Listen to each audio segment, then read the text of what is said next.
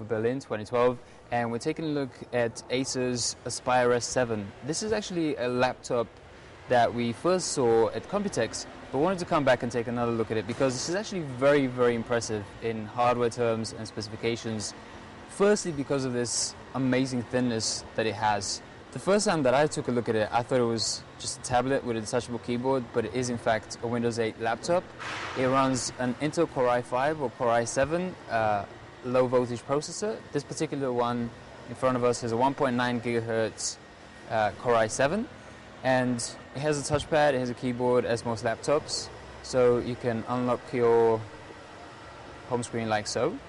However, it also happens to have a touchscreen, and it works brilliantly well. It's a capacitive touchscreen, 11-inch display, 1366 by 768 resolution, has really attractive viewing angles as well. That's impressive. It is framed by this Gorilla Glass frame, which goes right up to the edge, so everything is covered by glass. It isn't too glossy, isn't too reflective, and the glass itself is surrounded by this aluminum/magnesium mixed body, which is very strong and very firm. It's extremely impressive. It actually makes for a very, very beautiful laptop. It has this cross-hatch pattern on the top.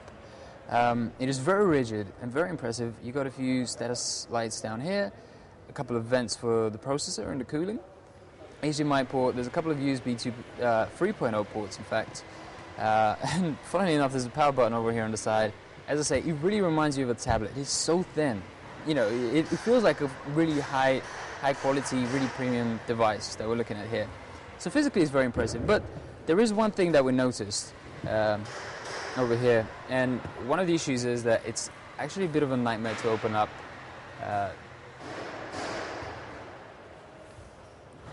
Okay, so just going to unlock it here. One of the things that we notice is that while you're using the touchscreen, the usual Windows 8 gestures do function. So you got the gesture, the charm bar over on the right. You can switch between applications by coming in from the left and bring up the menus from the tops and sides. I'm sure you're already aware of these. Pressing the Windows key switches you between the Metro interface and the standard-ish Windows 7 old-school desktop interface. So that's all well and good. However, these gestures, the ones that are attached to the touchpad down here at the bottom, do not seem to work on this particular model. It's running Windows 8 release preview, so it obviously isn't final software. But it is a little bit of a disturbing thing, because one of the issues that might pop up here at IFA and generally as laptop manufacturers and tablet manufacturers put together these keyboards is touchpad compatibility for gestures. So, for example, if you go to the Metro UI, you should be able to swipe with 2 fingers, going left and right, but you cannot. So you kind of have to drag your mouse to the edge, and it's really not as intuitive. It's nowhere near as smooth or as fluid.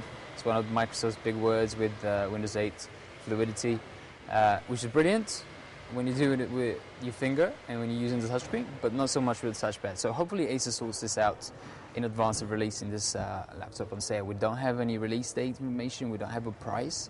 All we really know is that it's amazingly thin.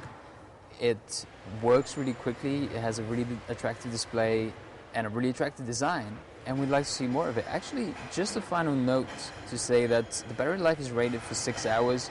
We've taken a look over here. It's given us 2 hours remaining on 28% charge. A few minutes ago, it gave us 1 hour remaining on 35% charge. So it fluctuates, but that kind of gives us a good idea. It's not going to have the longest battery life in the world because it is so slim and skinny. But